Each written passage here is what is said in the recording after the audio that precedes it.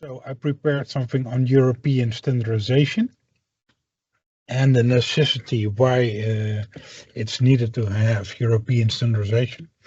First of all, in Europe, I don't know if you already mentioned it, maybe it's a doubling, but we have the EU Directive 2009/31. That's the CCS directive that gives some insights on geological storage of carbon. This has been revised in 2021 to give some more clarity on EU ETS and CCS. But also, sorry, I'm at the airport. I will just be. Thank you. Sorry for the interruption, I'm at the airport.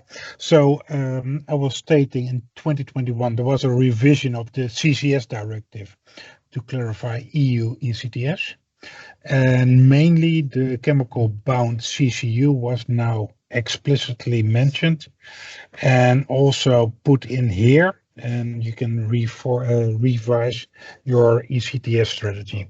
That would be very nice in Finland, actually, with a lot of pulp paper and biogenic carbon available to do something with it. There is also a carbon removal and carbon fiber regulation now that includes BECCS. So if you store biogenic CO2, you have negative emissions and you can accrue them via accounting, but also direct air capture is foreseen here. If you look at standardization, everyone in the supply chain needs this standardization. They need it to get standardized. Why is that? Because a lot of things are not set in stone in policy or in legislation. So since 2011, we already have the ISO committee with several working groups. And I come to the European one in a minute.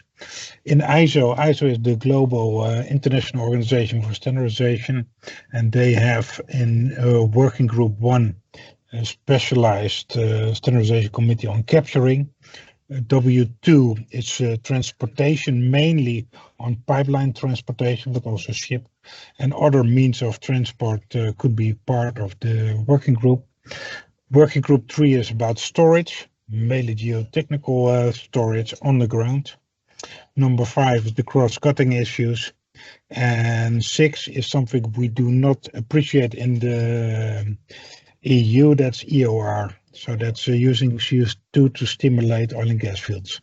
And the last one, work group 7, is transportation of CO2 by ships. Good news, we have a European technical committee since 2023. It's called TC474, and currently we have 4 working groups that are active and more to come. Working group 1 is about the stream quality of CO2. Working group 2 currently is pipelines. Working group 3 is accounting, and working group 5 geotechnical storage. And it is a pleasure to announce that I was one of the founding members. I've been working on the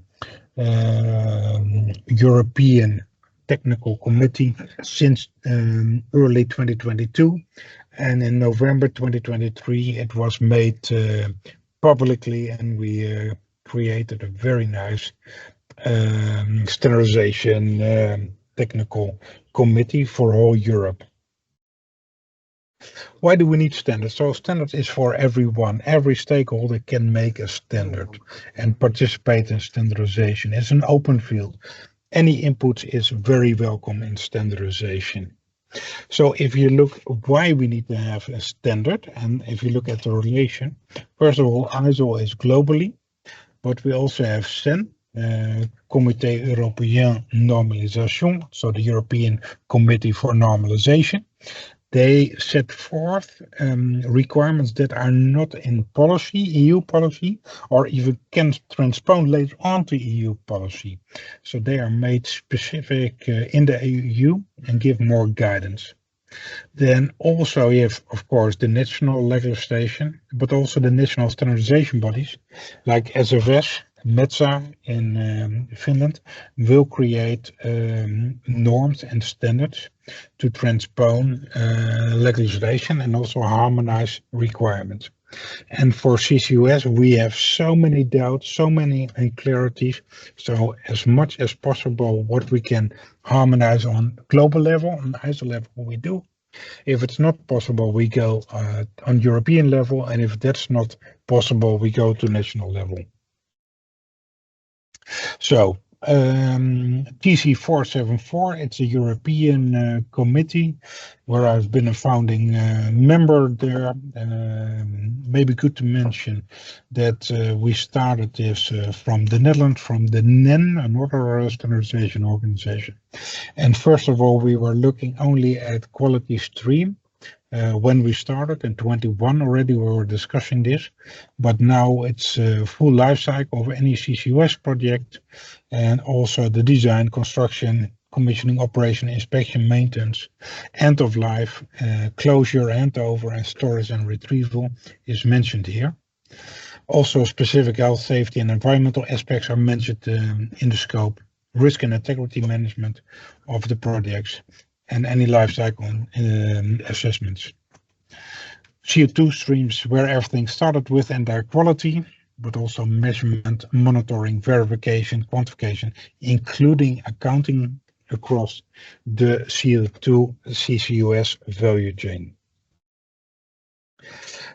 Within Europe, we have currently 4 major working groups, and anybody, also the Finnish members here, can of course join.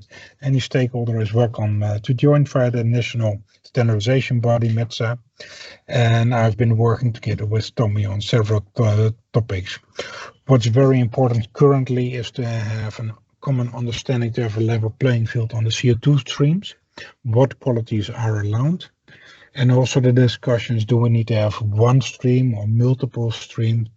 Do we make one for a pipeline that could differ than for a ship or a truck transport? And that are the discussions that are ongoing. And a lot of things stopped to gain additional data, but more important also to have a lot of insights from other stakeholders. So if you can share anything on CO2 streams, also welcome, highly needed, and we have a big question there towards the whole European Union. On pipeline transport, we want to ensure that there are pipelines possible, whether or not there are third-party access, meaning that anybody could have access to a pipeline, is still unclear.